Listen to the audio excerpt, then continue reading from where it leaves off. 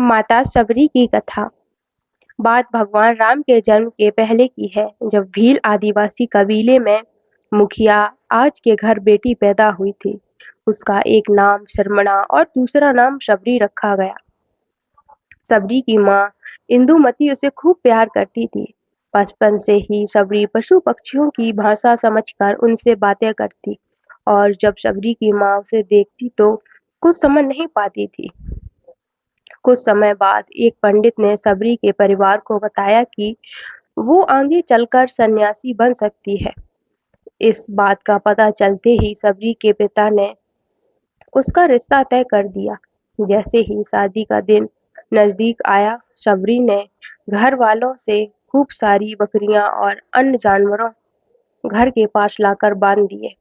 एक दिन सबरी का माँ जब उसके बाल बना रही थी तो उसने माँ से पूछा, इतने सारे जानवर हमारे घर क्यों आए गए हैं?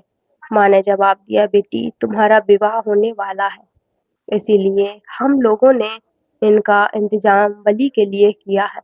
तुम्हारी शादी के दिन ही बलि प्रथा होगी और फिर इनसे स्वादिष्ट भोजन बनाकर सबको परोसा जाएगा। यह सब सुनकर सबरी दुखी हो गई। काफी देर तक सबरी ने उन जानवरों को आजाद करने के बारे में सोचा। सोचते-सोचते सबरी के मन में हुआ कि अगर ये जानवर यहाँ नहीं होंगे तो उनकी बलि रुक सकती है। ऐसा नहीं हुआ तो मेरे घर से कई चले जाने पर ही यह बलि रुकेगी। जब मैं ही नहीं रहूंगी तब ना विवाह होगा और ना ही बलि प्रथा। इससे मासूम जानवर बच जाएंगे। इस सोच के साथ जानवरों को राखी गई जगह पर शबरी पहुंची। उसने सोचा कि उन्हें खोल देती हूँ, लेकिन वो ऐसा नहीं कर पाई। उसके बाद सबरी जंगल की तरफ भागने लगी। भागते-भागते सबरी ऋषिमुख पर्वत पहुंच गई।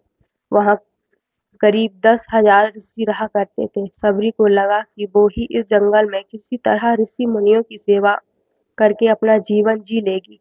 वो चुपचाप उसी जंगल में एक हिस्से में किसी तरह से रहने लगी। सबरी रोजाना ऋषि मुनियों की झोपड़ी के आगे झाड़ू लगाती और हवन के लिए लकड़ियां भी लाकर रख देती। ऋषि मुनियों को समझ नहीं आ रहा था कि जंगल में उनके काम करने आप कैसे हो रहे हैं। एक दिन सबरी को किसी ऋषि ने देख लिया। उसे देखते ही उसका परिचय पूछा। जैसे ही सबरी ने बताया कि वो भील आदिवासी परिवार से संबंध रखती है, तो उसे ऋषियों ने खूब डांट लगाई। सबरी को इस बात का बिल्कुल भी पता नहीं था कि उसकी जाति छोटी है और उसे ऋषियों द्वारा जाति की वजह अपमान सहन करना पड़ेगा। इतना सब होने के बाद भी सबरी हर ऋषि मुनि के दरवाजे पहुंचती और उनके आंगन में झाड़ू लगाकर उनसे गुरु दीक्षा लेने के लिए कहती। हर कोई सबरी को उसकी जाति की वजह से अपने आश्रम में भगा देता था। ऐसे होते होते काफी समय बीत गया। उसके बाद सबरी मतंग ऋषि की कुटिया में पहुंची। वहां पहुंचकर मतंग ऋषि को सबरी ने बताया कि वो उनसे गुरु दीक्षा लेना चाहती है। उन्होंने खुशी खुशी उसे अपने गुरुकुल में रहने दिया और भगवान से जुड़ा ज्ञान देते रहे। सबरी ने भी अपने गुरु मतंग ऋषि की सेवा करने में कोई कसर नहीं छोड़ी। वो गुरुकुल के भी सारे काम करती थी। सबरी ने खुश होकर मतंग ऋषि से उसे छोटी बेटी मान लिया था। समय के साथ मतंग ऋषि का शरीर बूढ़ा हो गया। उन्होंने एक दिन सबरी को अपने पास बुलाया और कहा, बेटी मैं अपना देह त्याग चाह रहा हूँ। बहुत साल हो गए शरीर में रहते रहते। सबरी ने दुख मन से कहा, आपके ही सहारे मैं इस जंगल में रह पा रही हूँ। आप ही चले जाएंगे तो मैं जी कर क्या करूंगी? आप अपने संग मुझे भी ले जाइए, मैं भी देह त्याग कर दूंगी। मतंग ऋषि ने जवाब दिया, बेटी तुम्हें चिंता करने की जरूरत नहीं है। राम तुम्हारी चिंता करेंगे और ध्यान भी रखेंगे। सबरी ने राम का नाम सुनने के बाद पूछा, वो कौन है और उन्हें मैं किस तरह से ढूंढूं? मदंग ऋषि ने बताया, राम कोई और नहीं भगवान है। वो तुम्हें सारे अच्छे कर्मों का फल देंगे। तुम्हें उन्हें ढूंढने की कोई जरूरत नहीं है। वो एक दिन खुद तुम्हें खोजते हुए इस कुटिया में आएंगे और तुम्हें उनके हाथों की मोक्ष मिलेगा। तब तक तुम इसी आश्रम में रहो। इतना कहते ही मतंग ऋषि ने अपना शरीर त्याग दिया। रोजाना सबरी इस तरह भगवान के दर्शन की आस में फूल और बेर इकट्ठा करती रहती थी। इस तरह इंतजार में कई साल बीत गए। सबरी का शरीर एकदम वृद्ध हो गया। एक दिन आश्रम के पास के ही तालाब में सबरी पानी पीने के लिए गई। तभी पास के ही एक ऋषि ने उन्हें अछूत कहते हुए वहां से भागने के लिए कहा और एक पत्थर मार दिया। वो पत्थर जब सबरी को लगा तो उसे चोट लग गई और खून बहने लगा। बहते हुए खून की एक बूंद उसी तालाब के पानी में गिर गई। तभी पूरा तालाब का पानी खून में बदल गया।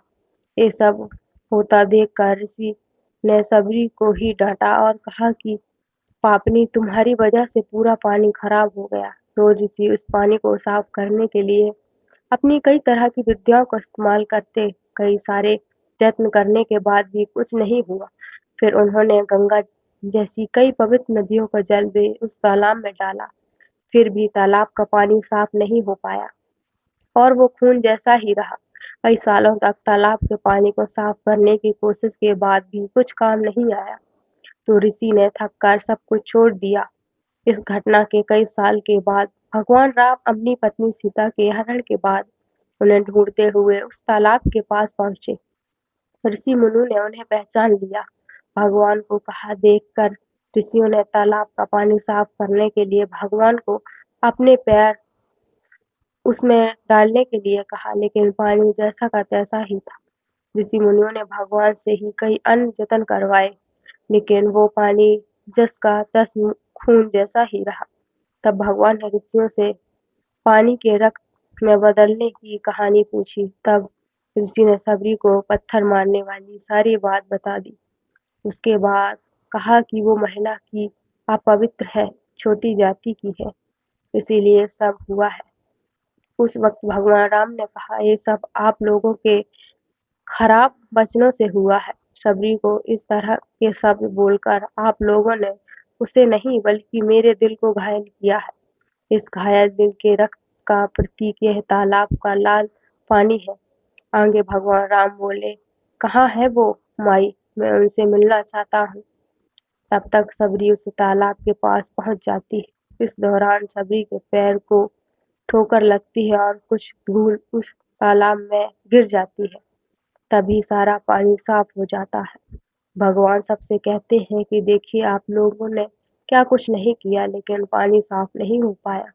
अभी सिर्फ इनके पैरों की थोड़ी सी धूल से ही तालाब का पानी साफ कर दिया। भगवान राम को सबरी पहचान चुकी थी। उन्हें प्रणाम करके सबरी ने कहा, भगवान आप मेरे साथ कुटिया में चलिए। भगवान भी खुशी खुशी सबरी के साथ चल पड़े।